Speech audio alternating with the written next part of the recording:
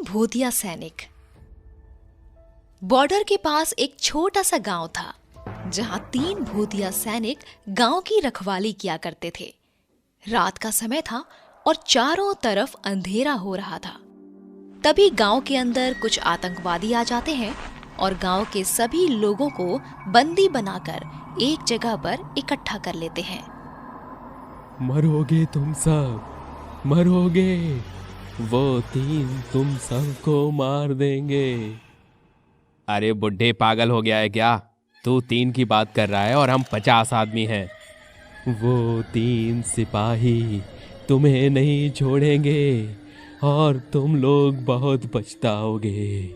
जरा बारह तो बजने दो, सब पता चल जाएगा।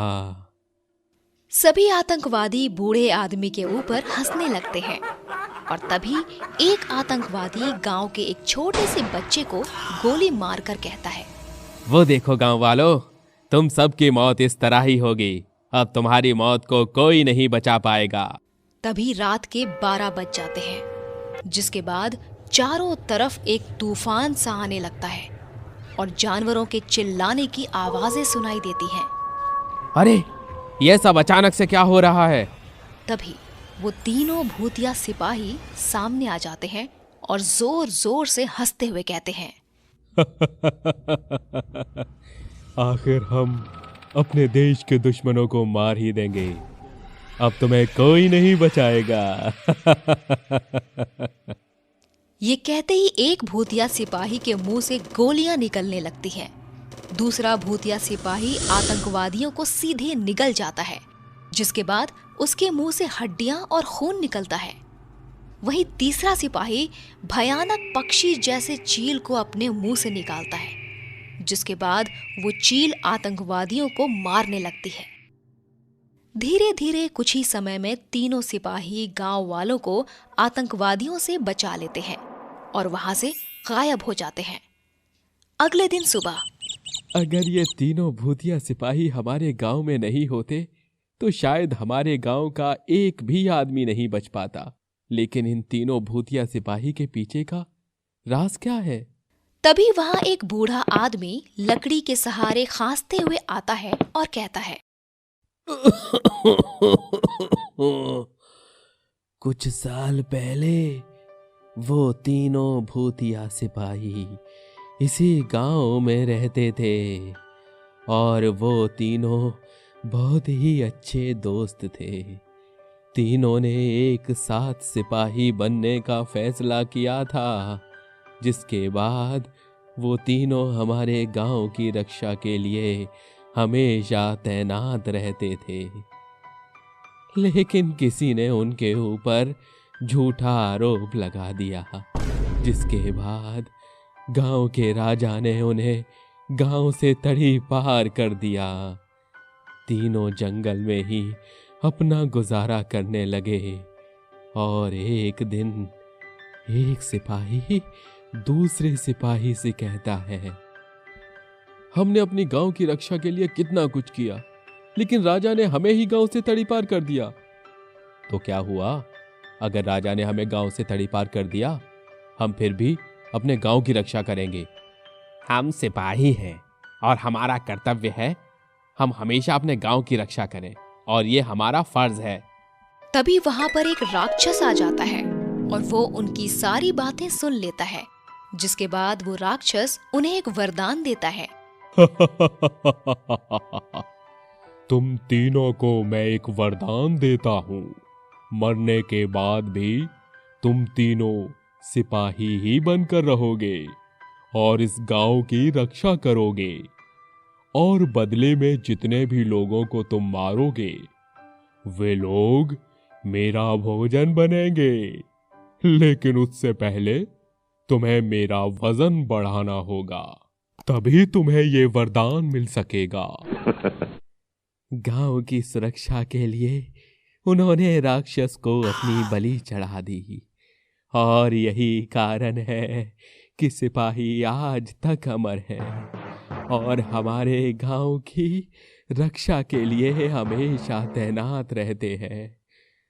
और जैसे ही वो दुश्मनों को मारते हैं वो लोग अचानक ही गायब हो जाते हैं और राक्षस का खाना बन जाते हैं। लेकिन आपको ये सब कैसे मालूम?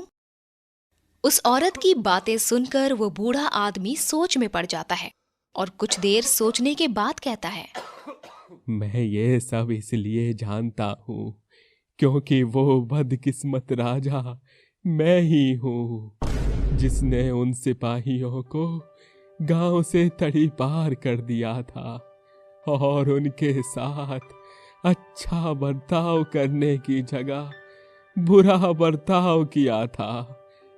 लेकिन जब मुझे हकीकत पता चली तो मैंने अपनी राजगद्दी को छोड़ दिया और साधारण जीवन जीने लगा।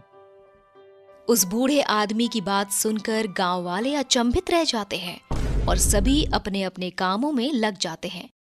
अगले दिन गांव में एक आदमी गांव वालों को सूचित करता है, सुनिए सुनिए सुनिए, बॉर्डर पर फौजियों ने संदेश भेजा है। दूसरे देश के फौजी हमारे गांव पर हमला करने के लिए आ रहे हैं, इसलिए सभी अपनी सुरक्षा का अच्छे से ख्याल रखें क्योंकि फौजी बॉर्डर पर दुश्मनों से लड़ रहे हैं। सुनिए सुनिए सुनिए। चिंता मत करो, हमारे पास हमारे 3 भूतिया सिपाही हैं जो हमें कभी नुकसान नहीं पहुंचने देंगे। बूढ़े आदमी की बात सुनकर सभी लोगों को थोड़ी सी राहत तो मिलती है, लेकिन गांव के सभी लोगों को डर भी लगता है। वहीं दूसरी तरफ फौजी दूसरे देश के साथ लड़ाई कर रहे होते हैं, जिनमें से देश के कई सिपाहियों की जान भी चली जाती है और दूसरे देश के कुछ फौजी गांव के जंगलों तक पहुंच जाते हैं। पर उसी समय रात के 12 बज जाते हैं, जिसके बाद तीनों भूतिया सिपाही जाग जाते हैं। नहीं छोड़ूंगा उन घुसपैठियों को, खत्म कर दूंगा, कच्चा ही निकल जाऊंगा सबको। अपनी गोलियों से एक एक को छल्ली कर दूंगा और अपने गांव की रक्षा करूंगा। ये गांव सिर्फ हमारा है, अगर इस गांव में एक भी घुसपैठिया घुसा तो मैं सबको जान से खत्म कर दूंगा। तीनों भूतिया सिपाही तुरंत जंगल के कोने कोने से दूसरे देश के फौजियों को ढूंढकर मार देते हैं और उसके बाद बॉर्डर पर जाते हैं। हमारे देश के फौजियों की मृत्यु हो गई है, मुझसे और नहीं रहा जाता। अगर हम लोग वहां गए तो सबकी नजरों में आ जाएंगे और हमारे राज का पर्दाफाश हो जाएगा। अगर ऐसे ही हाथ पर हाथ धरे बैठे रहे तो जाने कितने फौजियों की जान चली जाएगी। हमें तुरंत बॉर्डर पर जाकर उनकी जान बचानी चाहिए। वो तीनों भूतिया सिपाही तुरंत बॉर्डर पर जाकर खड़े हो जाते हैं और उन्हें देख दूसरे देश के फौजी बहुत डर जाते हैं। उनके ऊपर गोलियां चलाने लगते हैं, लेकिन उन्हें एक भी गोली नहीं लगती। जिसके बाद एक सिपाही अपने मुंह से भयानक चील जैसे पक्षियों को निकालता है और वो पक्षी दूसरे देश के फौजियों को मारने लगते हैं। दूसरा सिपाही दुश्मनों को सीधे ही अपने मुंह में निगल जाता है, जिसके बाद उसके मुंह से खून और हड्डियां निकलने लगती हैं। तीसरा सिपाही अपने मुंह से गोलियां बरसाने लगता है और देखते ही देखते बॉर्डर पर सभी दूसरे देश के फौजी खत्म हो जाते हैं। मैं तुम तीनों सिपाहियों के बारे में जानता हूँ और आज तुमने बहुत बड़ा काम किया है हमारे देश की रक्षा के लिए।